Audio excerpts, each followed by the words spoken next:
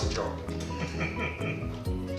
Best day of your week? It is. It's first. I'm in my 6th year doing this at Beaverbrook, and it's difficult not to do it now because you form a relationship for those 5 minutes once a week with those children, and you notice them year over year, and you get connected. And we all, I think anybody who does a breakfast program does it with one motivation.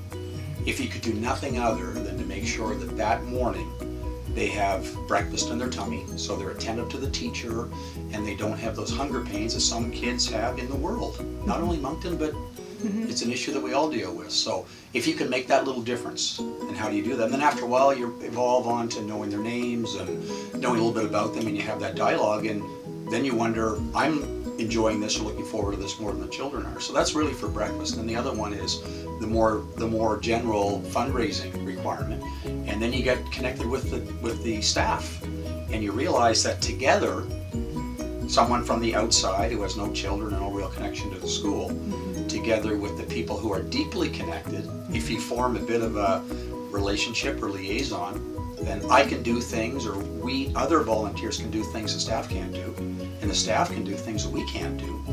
But if you put them all together, then you can try to give these kids, and all kids, the best educational experience that they can get. But really, it's just for the kids. It's to banter with the kids in the morning and make sure they have some food in their belly. And there's no better feeling. It's the best you can do. I think fundraising in particular is so important to this school, just because we see what wonderful students we have and their potential, and we want our students to be on a level playing field with everyone else. That's why we've been working so hard to make sure that our kids have the same access to technology that other schools do, that they have access to life events and field trips and things that perhaps they wouldn't normally have access to and be involved with. So we've been working really hard to make sure that we have smart boards in every classroom, and we have mounted projectors in every classroom. We do our Letterland activities on there. We do math games. We've been writing on it.